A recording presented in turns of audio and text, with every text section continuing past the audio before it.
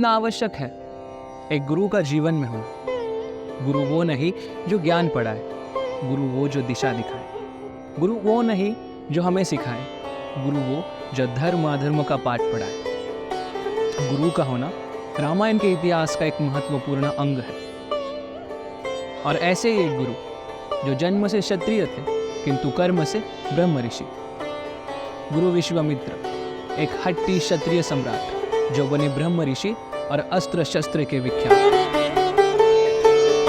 विद्वान रावण जानता था कि देवताओं की शक्ति यज्ञ और पूजा से होती है, ब्राह्मणों के यज्ञ और लोगों की भक्ति में दिव्य ऊर्जा होती है। अब महर्षि विश्वामित्र ने यज्ञ करना ठाना, किंतु राक्षसों की हरकतों से यज्ञ विफल ही जाना। मारीच और सुबाहु जो रावण के ही खास थे, यज्ञ अग्नि में मांस और खून डालने का करते दुस्साहस थे।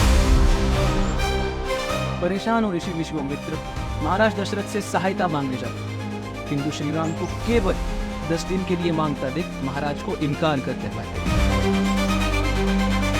अयोध्यापति महाराज दशरथ कहते हैं, लगभग 16 वर्ष के राजकुमार राम उन भयंकर राक्षसों से कैसे लड़ पाएंगे? अगर राम को कुछ हुआ तो उसी क्षण मेरे प्राण निकल जाएंगे। फिर महर्षि विश्वामित्र ने अयोध्यापति को समझाया, रावण दिन प्रतिदिन शक्तिशाली होता जा रहा है, बताया कैसे ये सब शिव भक्त की चाल है सुनाया। सुनकर महाराज दशरथ के नेत्रों में भय नजर आया। ऋषिवर, वो त्रिलोक स्वामी दशानन रावण है, अधर्मियों का राजा भयंकर दानव है। मेरे और मेरे पुत्र की रक्षा करे गुरुदेव, हम तो केवल मानव हैं। ऐसे कैसे मैं अपने प्रिय पुत्र राम को सौंप दूं और उस दुराचारी पापी रावण का प्रकोप लूं? मुझे क्षमा करना ऋषिवर, परंतु राम आपके साथ नहीं जाएगा।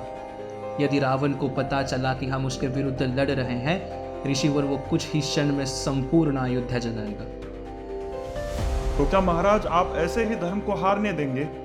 रघुकुल की मर्यादा को तोड़कर क्या वंश पर कलंक का तिरस्कार लेंगे? राजगुरु वशिष्ठ जो जानते थे कि राजकुमार राम का गुरु विश्वामित्र के साथ जाना विधि का विधान था, महाराज दशरथ को समझाकर गुरु वशिष्ठ ने किया पिता को आज्ञा माना। राम और लक्ष्मण गुरु विश्वामित्र के साथ जाते हैं। डरावने वन को देखकर ना राजकुमार घबराते हैं। जिज्ञासु राम गुरु विश्वामित्र से प्रश्न पूछते रहते हैं और अस्त्र शस्त्र के विख्यात ऋषिवर सारा इतिहास कहते हैं।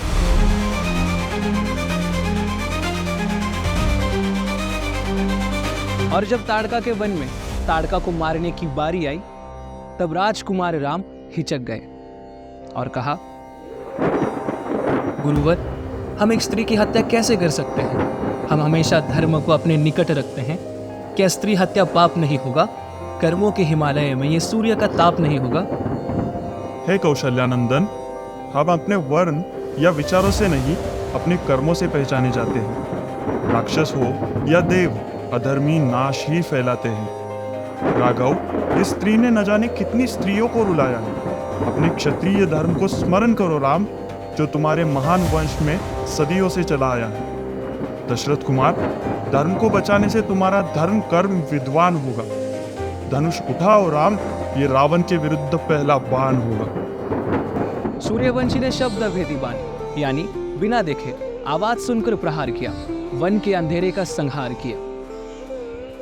और जब गुरु विश्वामित्र के यज्ञ का दिवस निकट आया, तब राजकुमारों ने पुनः वही धर्म निभाया। 6 दिवस और 6 रात्रि यज्ञ को राक्षसों से बचाया, मारीच को दूर फेंक सुबाहु को मार गिराया। प्रसन्न होकर गुरु विश्वामित्र ने श्री राम को वरदान दिए, अस्त्र शस्त्र का ज्ञान जैसे ब्रह्मास्त्र, नारायण अस्त्र, वज्रास्त्र और ब्रह्मशीर जैसे अनेक दिव्यास्त्र दान किए। महर्षि जानते थे कि श्री राम का रावण से सामना होना निश्चित है। इच्छाएं कष्ट देती है जब मन विचलित है।